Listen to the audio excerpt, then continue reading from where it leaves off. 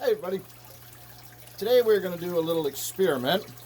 One of the things I used to worry an awful lot about when I first started keeping fish was water temperature. When I did water changes, I would measure my water temperature coming out of my tap, and I would do everything I could to match the temperature to the tank water, because I didn't want the tank water to shift temperature at all.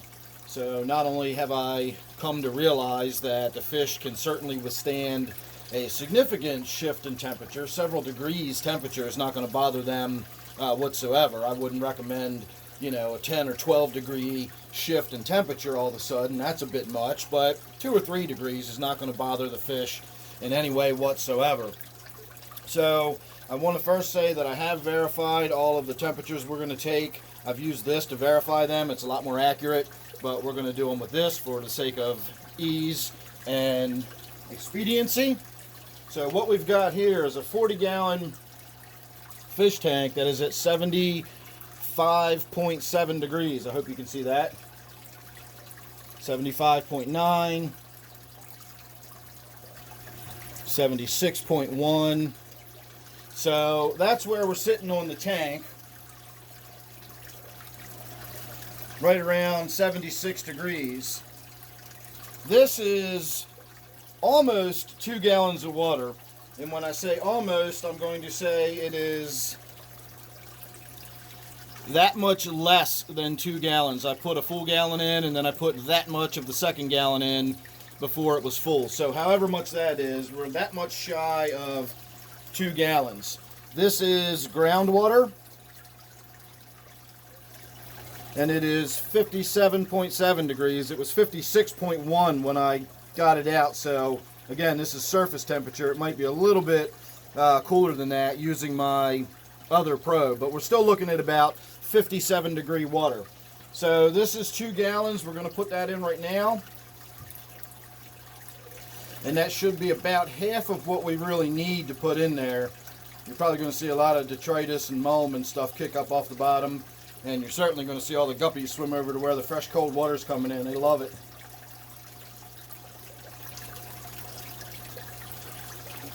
So if this does take the roughly 4 gallons that I'm expecting it to take, that is going to be an approximately 10% water change on this tank.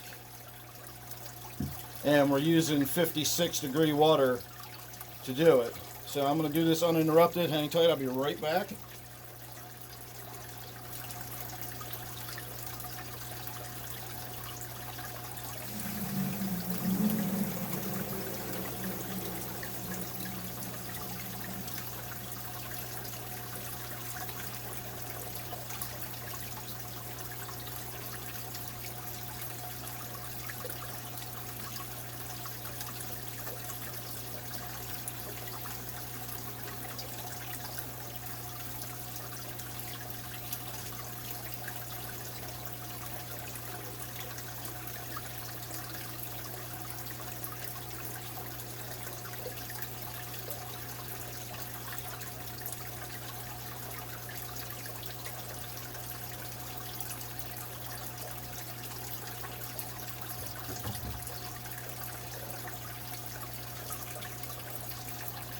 Alright, we've got another nearly 2 gallons.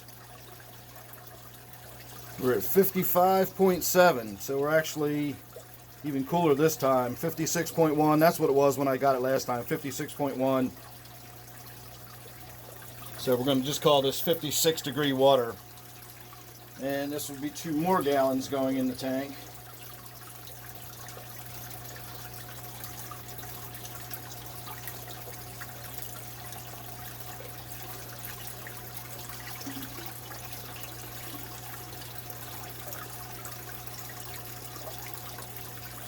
And this probably won't even fill it up, but remember, this won't quite be 4 gallons either, so if I do have to go get a little bit more and top it off, it'll actually work out to be almost exactly 4 gallons. Alright, so hang on one more moment.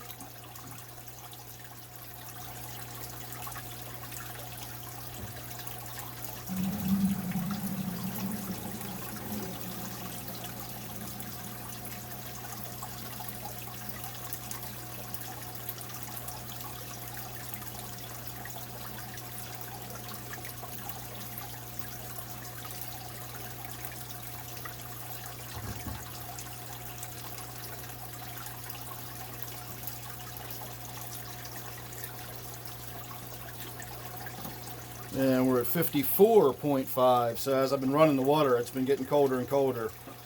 54.6. So we're now down to 54 degree water to finish it off that last little bit. So we're going to call that 4 gallons, give or take.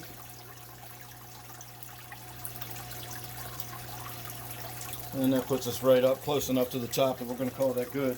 So we'll give that a couple of minutes to circulate around the tank while I talk about doing a top off and using the groundwater and why I'm doing that.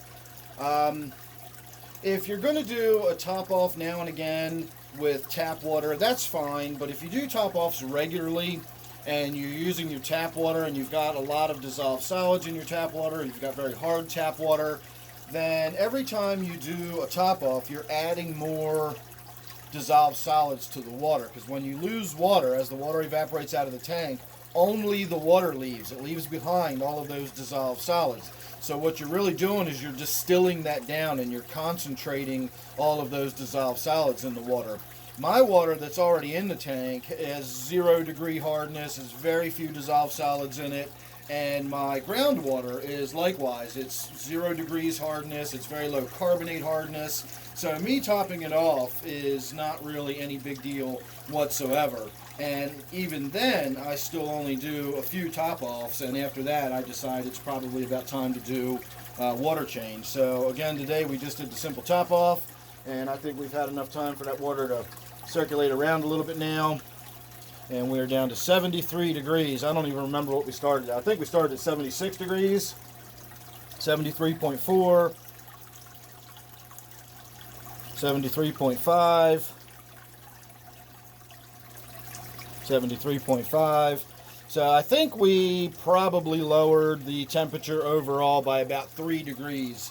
And that was by putting literally 56 degree groundwater, like if you had a spring house or something and you were going outside and getting groundwater to put in your tank. That's exactly what we just did. I just bypassed my I just bypassed my water system, so that water did not have time to be in my plumbing system in the house, sitting in some reservoir coming up to room temperature.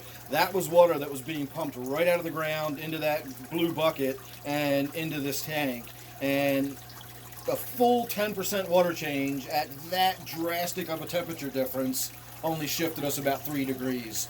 So there you go. You don't really have to stress too much when you're doing water changes on your tank if you're worried about shifting that water temperature a whole lot, because again, a significantly colder water going in the tank, even at a full 10% water change, only shifted it a little bit. So if you're doing just a little top off with a few gallons and it's a couple degree difference, don't worry about it. It's not going to shift the temperature in your tank at all. So thanks for watching this. I hope that was helpful. I hope that set somebody's mind at rest. Make sure you're subscribed. You don't want to miss anything I got coming up. Don't forget, of course, this one is my waterfall tank. Thanks for watching, and I'll see you real soon in the next one.